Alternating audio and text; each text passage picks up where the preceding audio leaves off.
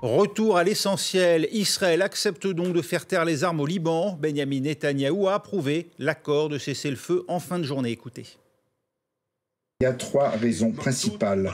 La première raison, c'est il nous faut nous focaliser sur la menace iranienne. Je ne vais pas en dire d'autres choses.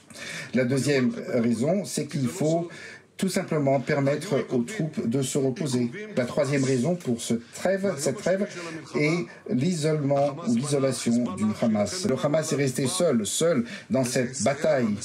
Notre pression va s'accroître et cela nous permettra d'arriver à la libération de nos otages. Un cessez-le-feu devrait donc entrer en vigueur 2 mois et 3 jours après le début de cette guerre d'Israël au Liban. Le cabinet de sécurité israélien approuve l'accord de trêve négocié avec les États-Unis et la France. Un cessez-le-feu censé entrer en vigueur, nous dit-on, d'ici demain mercredi, car aujourd'hui encore, on a senti la terre trembler. D'ailleurs, Benyamin Netanyahou lui-même l'a dit lors de son intervention à allocution télévisée devant les Israéliens. Au moment même où je m'exprime, eh bien, la terre est en train de trembler à Beyrouth, pour montrer sa détermination intacte aux Israéliens. Patricia Lémonière, bonjour. Cet accord de cessez-le-feu, on l'attendait depuis plusieurs jours. Maintenant, il finit par se matérialiser. Pour autant, il y a énormément d'obstacles à sa mise en œuvre. Se matérialiser, pas encore. Disons que l'annonce va avoir lieu parce qu'il faut encore que le cabinet se réunisse. Il faut encore que les Libanais se réunissent autour de Mikati, mais en fait, on sait très bien que c'est pas lui. C'est Nabi Berri, c'était le Premier ministre. C'est le président du Parlement. Voilà, et Nabi Berri est le président du Parlement, mais surtout, il est chiite et il a fait le lien avec le Hezbollah. C'est lui qui a mené pour le Hezbollah, finalement, les négociations, parce que les Américains ne peuvent pas parler, effectivement, à des gens du Hezbollah, à l'envoyé spécial américain.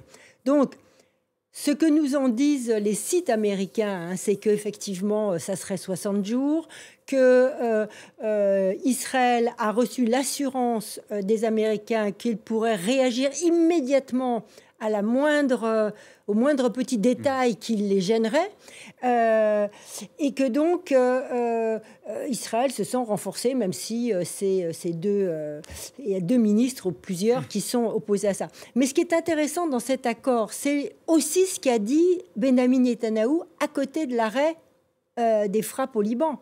Il a dit on va s'intéresser au nucléaire iranien, et vous savez que le dossier du nucléaire iranien va nous sauter au visage dans peu de temps. D'autant que Donald Trump arrive au pouvoir. D'autant que Donald Trump arrive, d'autant que les Iraniens, suite si vous voulez, au texte qui a été voté à Vienne, au sein de l'agence finalement sur le nucléaire, soutenu par les Français, les Anglais et les Allemands, les durs au sein du régime ont annoncé qu'ils allaient augmenter la fabrication de l'uranium enrichi d'une façon très importante. Donc, vous voyez, ça devient... donc, Benyamin Netanyahou pointe du doigt l'Iran.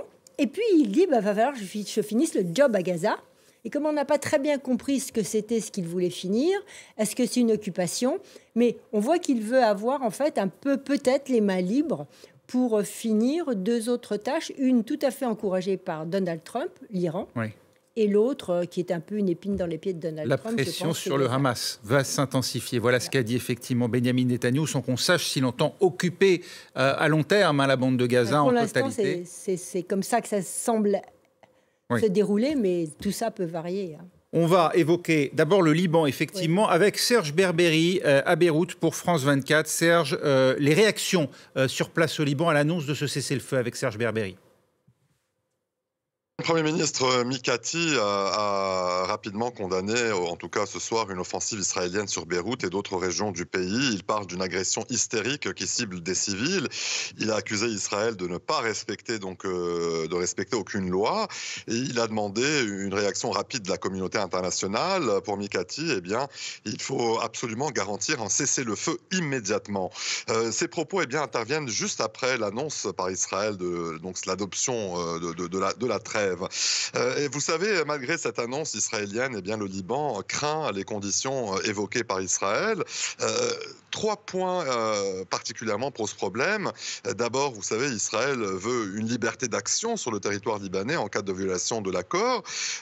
Israël exige aussi que le Hezbollah commence son retrait dès les premiers jours de la trêve, un retrait qui devrait intervenir avant même celui des troupes israéliennes. Et enfin, un autre point qui inquiète le Liban, c'est qu'Israël réclame aussi que le Hezbollah remette ses armes à l'armée libanaise sous supervision américaine. Eh bien, tous ces points, tout le Liban rejette donc tous ces points. Les autorités refusent donc toute liberté de mouvement pour Israël. Et en cas de violation, eh bien, Beyrouth exige que seule la FINUL, la force onusienne, et l'armée libanaise interviennent. Le gouvernement libanais demande aussi un retrait immédiat de l'armée israélienne dès la mise en place de la trêve, c'est-à-dire demain matin. Ces désaccords, vous pouvez l'imaginer, suscitent au Liban de sérieuses inquiétudes. Le Liban qui craint donc que ces exigences israéliennes compromettent l'application de la trêve et donc n'aggravent encore plus les tensions dans la région. Oui, Serge Berberi à Beyrouth pour France 24. Gauthier Ribinski, en écoutant Serge, on comprend la précarité aujourd'hui de cet accord. Oui. De cette annonce plutôt, parce que l'accord en tant que tel, il a beau être signé peut-être, il n'est pas encore mis en œuvre, comme nous le disait Patricia à l'instant. Et permettez-moi une remarque de fond. Oui. On dit voilà, admettons, 60 jours, 2 mois, et après, qu'est-ce qu'on fait? On reprend vis-à-vis Benjamin Netanyahou a dit que cela dépendra de la situation au Liban. D'ailleurs, il n'a pas évoqué, lui, de terme dans J'entends son bien, prise de parole. D'un point de vue civil, c'est-à-dire ceux qui en prennent plein la figure, les bombardements. On leur dit, ben voilà, vous allez pouvoir sortir, il y aura une petite récréation, et après on remet ça. C'est d'un cynisme... Alors, je sais bien. Pardonnez-moi, mais je pense que le sens, c'est plutôt de leur dire, vous allez pouvoir sortir, sauf si le Hezbollah compromet vos chances de préserver cet environnement pacifié. D'ailleurs, il n'y a pas qu'Israël qui peut bombarder... Bon. Simplement, je dis d'un point de vue civil, on l'a souvent dit ici même à propos du conflit en Ukraine, où on dit, bah, écoutez, non, là, on va pouvoir s'arrêter, et puis après, on reprendra. C'est insupportable de la part de pour ceux qui sont, au fond, victimes de tout ça, que ça soit du Hezbollah, parce qu'il faut bien rappeler ce qu'est le Hezbollah. C'est une organisation terroriste, mais qui fait usage de l'autoritarisme, de la coercition religieuse, etc. Et vous savez bien qu'il y a des Libanais qui, d'une certaine manière, on dit à demi-voix, ce qui est en train de se passer, c'est-à-dire la manière qu'on a détété, dont Israël a étété la direction du Hezbollah, c'est pas forcément quelque chose de négatif. Bon, une fois qu'on a mis ça sur le tapis, pas en dessous, sur le tapis, pour répondre à votre question, quel est, au fond, la précarité, le point de la précarité le plus évident? Il me semble que c'est l'armée libanaise, puisque Patricia disait, le Hezbollah serait censé remettre, d'après la résolution 1701, ses armes disons, aux partis intermédiaires, que ça soit une sorte de finule arrangée, et les Américains. Mais que voulez-vous que cette armée libanaise puisse faire? Elle était déjà, de par la constitution de l'État libanais, depuis aussi les interventions israéliennes, depuis la manière dont la Syrie se mêle de la Syrie qui considère le Liban comme une partie de la grande Syrie, cette époque où vous aviez donc des influences syriennes qui ensuite ont été reprises par les anciens ennemis de la Syrie, et je pense à celui qui est devenu président, Michel Aoun, etc., etc. Et donc, dans un constat, dans un cas de fragilisation permanente des institutions, que peut faire cette armée? Elle-même, elle n'est pas forcément très équipée, très aguerrie. Elle mène plutôt des opérations de police intérieure. On peut s'interroger aussi, est-ce qu'Israël a encore intérêt à poursuivre? Qu'a à craindre désormais le Liban, maintenant qu'Israël, finalement, semble-t-il, de son point de vue, fait le travail? Alors, il y a quelque chose qui peut être utile à Israël dans la réflexion, c'est de se dire que beaucoup de pays arabes, jusqu'à présent, depuis même le 7 octobre 2023, ont été assez silencieux, assez discrets. Sauf que certains ont dit, attendez, si on va beaucoup trop loin, on n'aura plus ce silence-là. Mais préserver cette, non pas bienveillance, mais cette neutralité de façade, c'est quelque chose qui peut intéresser Israël dans la mesure où jusqu'à présent, et là l'affaire iranienne aussi pourrait être intéressante pour un certain nombre de pays arabes, dire Israël fait le boulot contre les chiites et contre la représentation ou les exécutants de Téhéran, ça n'est pas quelque chose de forcément négatif pour eux. Patricia Lémonière. Oui, enfin, je crois que pour l'instant, au Liban, au début, effectivement, comme l'a dit Gauthier, les Libanais certains Libanais disaient c'est peut-être pas mal qu'on coupe la tête au Hezbollah. À la fin, les Libanais n'en peuvent plus d'Israël. Aussi, il faut bien se rendre compte de ça. Je parlais de certains États arabes, dans ce cas-là. Mais ils n'en peuvent plus. Donc, certains disent ah oui, le Liban est au bord de la guerre civile, etc. Moi, je n'y crois pas qu'il soit au bord de la guerre civile. Je crois que Vous pensez que cette guerre a ressouder les liens autour du Hezbollah? Quand un peuple a été, alors c'est vrai que c'est pas tout le peuple qui a été matraqué comme ça. Mais enfin, quand un pays est cassé dans une partie de ça, quand sa souveraineté était à ce point annihilée, même si on se déteste et qu'on s'est fait la guerre, on a quand même un sentiment de solidarité. Ce qui est très important, moi, quand j'étais chaque fois au Liban, ces Syriens qui sont venus en masse se réfugier, qui détestaient parce qu'ils leur prenaient le boulot, ils envahissaient les rues, néanmoins, ils les acceptaient. Je veux dire, au Liban, il y a une espèce de force à ne pas se faire cette guerre civile qu'on a vue si meurtrière et qui les a profondément marqués. C'est comme en Iran, quand il y a trop de guerre, trop de violence, on n'en peut plus, on ne veut pas refaire ça.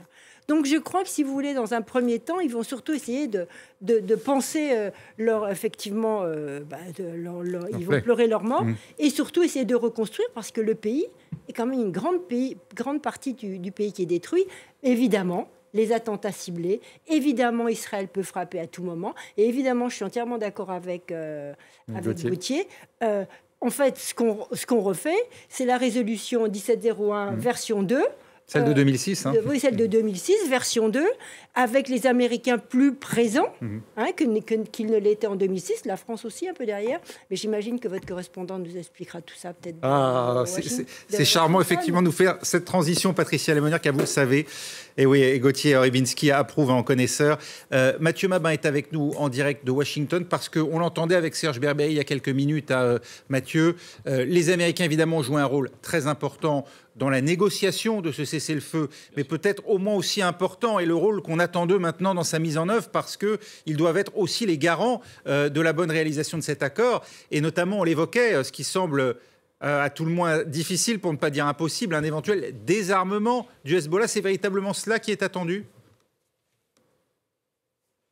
Oui, d'ailleurs, c'était ces derniers temps la priorité de l'administration Biden, après avoir été longtemps, vous vous en souvenez, la priorité de campagne pour la candidate déçue d'abord, puis pour le président sortant, qui joue en quelque sorte une part importante de son bilan de politique étrangère, et on sait à quel point il est attaché à l'image et à l'empreinte qu'il laissera dans l'histoire. Joe Biden a désormais moins de 2 mois pour démontrer qu'il est finalement moins impuissant qu'il ne l'a été depuis le 7 octobre dernier. C'est vraiment de cela qu'il s'agit, moins impuissant à influer sur le cours de l'histoire au Moyen-Orient et à Gaza et au Liban en particulier. C'est vrai qu'au département d'État aujourd'hui, les nombreux diplomates autour d'Anthony Blinken qui ont œuvré avec leurs partenaires européens, les membres du G7 également, qui comme vous le savez se tient en ce moment, c'est vrai que la direction Moyen-Orient du département d'État considère que ce cessez-le-feu au Liban est raisonnablement de bon augure pour la suite à Gaza également. Mais attention, ici à Washington et au Capitole en particulier, dans le camp démocrate en particulier, les partenaires s'attendent à ce que le Premier ministre israélien et Donald Trump se réservent quand même la paternité d'une véritable cessation des hostilités à Gaza et peut-être même au Liban, et une sortie de crise qui correspondrait au calendrier de Donald Trump et pas à celui de Joe Biden. C'est vraiment un point absolument essentiel à intégrer ici, c'est-à-dire à son entrée à la Maison-Blanche, évidemment, le 20 janvier prochain. On l'a compris, ce cessez-le-feu est fragile. Benjamin Netanyahou l'a d'ailleurs répété à plusieurs reprises en filigrane, et on a bien compris que son intention n'était absolument pas de faire un cadeau de départ à Joe Biden, si vous voulez le point de vue purement américain de la situation là-bas. Vous restez avec nous, Mathieu Mabin. Effectivement, si on se place d'un point de vue très cynique, Patricia Lémonière, pourquoi ce moment, pourquoi aujourd'hui comptent à gagner les Israéliens finalement à accepter ce cessez-le-feu aujourd'hui même? Et je poserai la question évidemment à Gauthier Rybinski. Alors, quand on n'est pas comme Mathieu dans les coulisses et qu'on sait tous les petits secrets effectivement qui se passent au Capitole, on peut se dire en regardant la situation, mais c'est un cadeau effectivement quand même à l'administration Biden, puisque on arrive à un cessez-le-feu. Alors il peut être rompu après-demain, il n'est même pas encore en cours de toute façon. Donc ça semble comme... On se dit, tiens, bon, simplement, il y a une autre phrase dans le discours de Netanyahou, dans la prise de parole, qui est intéressante. Les munitions, a-t-il dit. Il a dit on a besoin de refaire notre stock de munitions. Donc, pour ces autres cibles qu'il a désignées, la oui, Syrie et peut-être l'Iran. Globalement, il a parlé globalement, il faut d'abord, mes hommes sont fatigués, et c'est vrai qu'il faut un peu quand même, l'armée donne bien parce qu'elle continue à Gaza, malgré tout, et surtout les munitions. Et ça m'a interpellé, je ne sais pas ce qu'en pense Mathieu. Alors un détour peut-être par Washington et Mathieu Mabin, il est question aujourd'hui, Mathieu, de renouveler l'effort de guerre côté israélien. Mais la question que soulève Patricia est absolument centrale et en fait elle l'a toujours été. Il n'existe pas de soutien américain sans un soutien militaire et financier américain. Et évidemment, pour faire la guerre, il faut des cartouches et des obus. C'est une réalité absolue et je reconnais bien là l'expérience de terrain de Patricia Lémonière. Ce qui est certain, et cela nous est confirmé par nos échanges au Patagone, qu'il s'agisse du Sud-Liban ou de Gaza, les objectifs de l'armée israélienne sont globalement atteints. Il reste évidemment le sujet des otages à Gaza qui est au cœur de la réflexion des états-majors israéliens, un peu moins des Européens ces derniers temps. Mais tout le monde s'accorde ici à Washington pour dire que tout cela a déjà beaucoup trop duré et que pour rechercher les otages encore en vie dans les ruines de l'enclave palestinienne, il n'est plus vraiment nécessaire de mener les opérations militaires de grande envergure comme on l'a vu depuis plus d'1 an maintenant. Maintenant, si l'hypothèse est que l'administration Biden se préparait à fermer le robinet des munitions et des obus, en réalité, effectivement, il y a une vraie cohérence derrière cette hypothèse, mais elle est excessivement difficile à mettre en œuvre, y compris pour Joe Biden. Même après cette campagne présidentielle perdue, il reste quand même des connexions extrêmement importantes entre le Parti démocrate américain extrêmement attaché au droit d'Israël à se défendre. Joe Biden n'est pas le seul décisionnaire dans ce dossier. Il a toute une administration autour de lui et puis surtout le Congrès des États-Unis qui est quasiment comme un seul homme derrière Israël aujourd'hui. Restez avec nous, Mathieu Gauthier. Qu'ont à gagner d'après vous ou pourquoi les Israéliens tout simplement négocient cet accord de trêve? Est-ce qu'il y avait une lassitude de la population? On sait que 60 000 Israéliens ont été déplacés. Benjamin Netanyahou a dit qu'ils pourraient rentrer dans leurs terres, ce qui laisse aussi penser que le cessez-le-feu est parti tout de même pour durer. Parce qu'on n'imagine pas Benjamin Netanyahou annoncer à ses concitoyens qu'ils peuvent rentrer chez eux si c'est demain pour miner ce cessez-le-feu qu'il a lui-même aujourd'hui approuvé. Et deuxièmement, qu'a-t-il à gagner, lui, peut-être politiquement, à l'annoncer aujourd'hui? Alors, politiquement, ce qui peut être important, c'est d'une part le mouvement qu'il y a eu vis-à-vis de cette intervention au Liban de la part de l'armée israélienne. C'était quelque chose qui n'était pas évident au début et qui ensuite, voyant la manière dont le Hezbollah répondait, et surtout l'Iran, qui sans dégâts mais a bombardé Israël, est devenu une évidence. Et aujourd'hui, pour Benjamin Netanyahou, il faut dire attention. Nous sommes peut-être dans une autre configuration, mais je vous rassure, au moindre pépin, on réintervient. Donc c'est une sorte de pause pour lui aussi. Il y a autre chose qu'il a dit dans son intervention qui était important, c'est l'extrême fatigue, l'épuisement des soldats.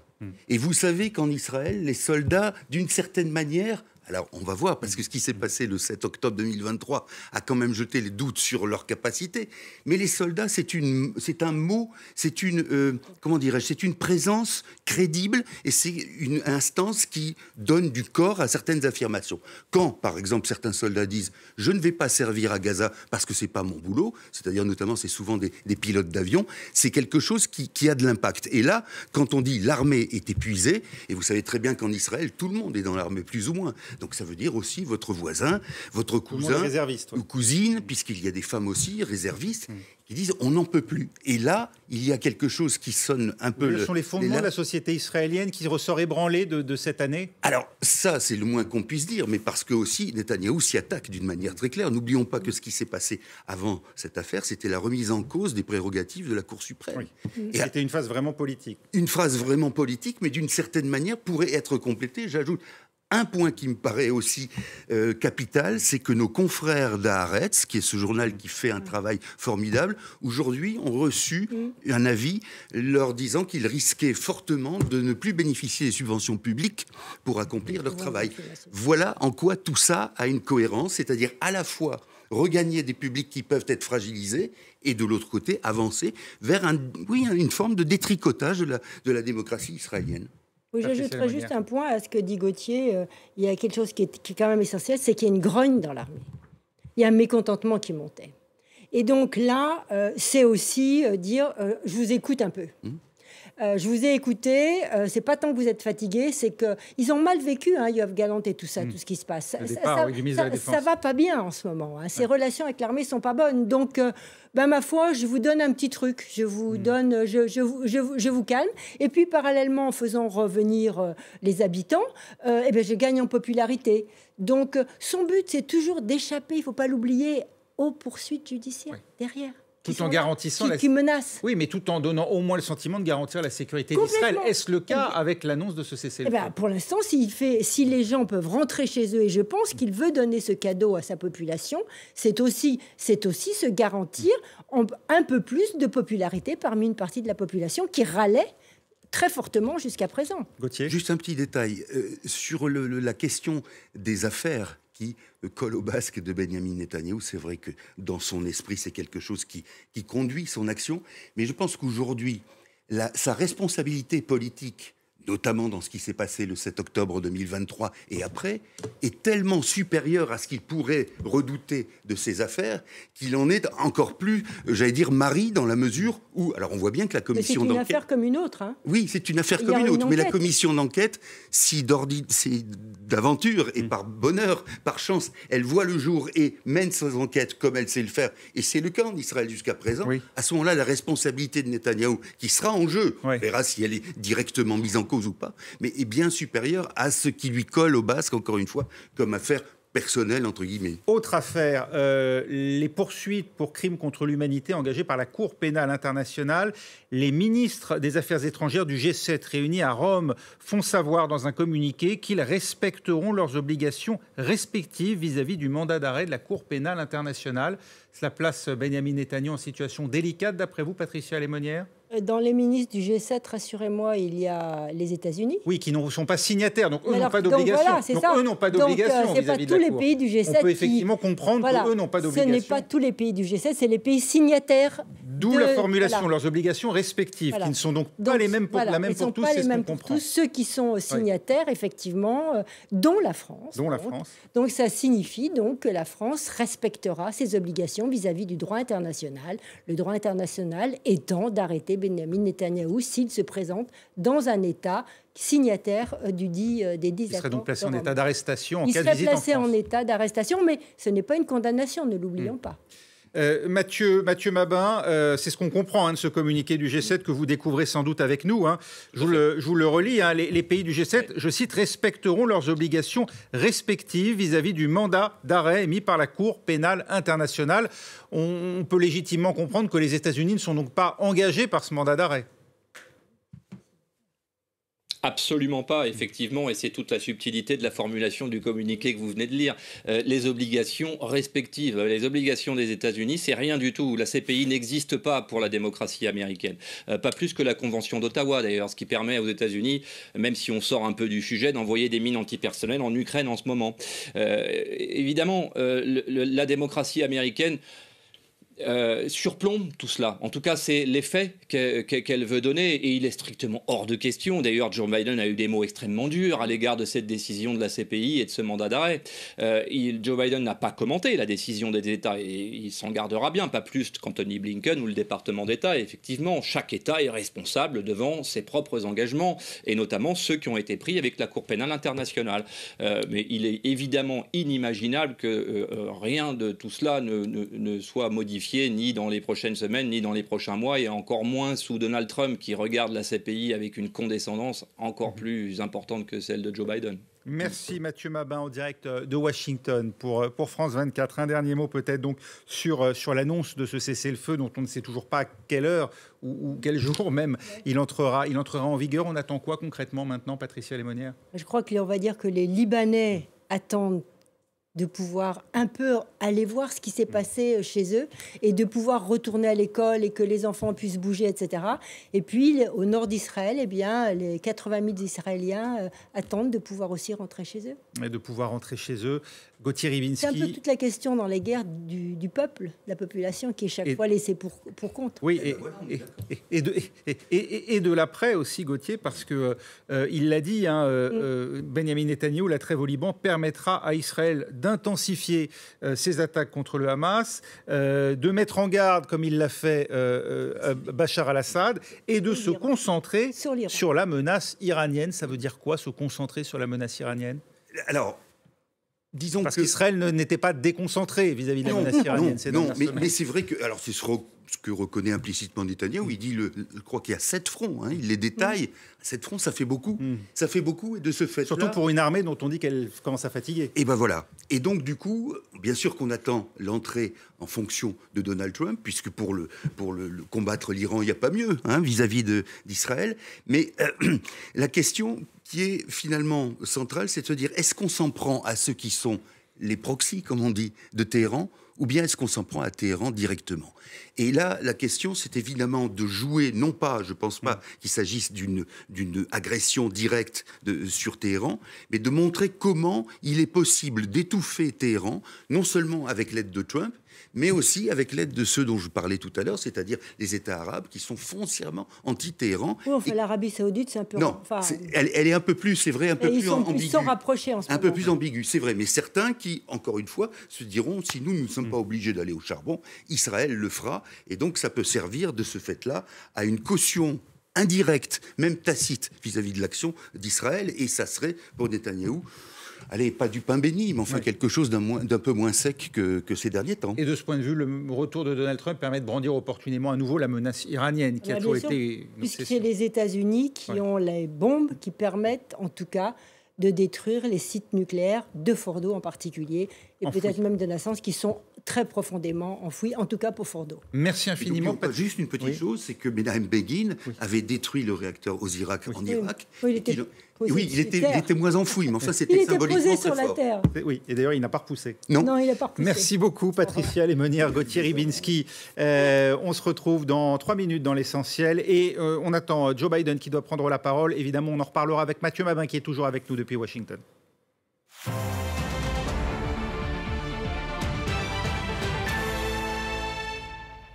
En soirée, faites un tour complet de l'actualité dans l'Actu 360 aux côtés d'Anthony Saint-Léger. Tous les faits, toutes les clés pour décrypter l'actualité. Je vous donne rendez-vous du lundi au jeudi de 22h à minuit en direct dans l'Actu 360 sur France 24.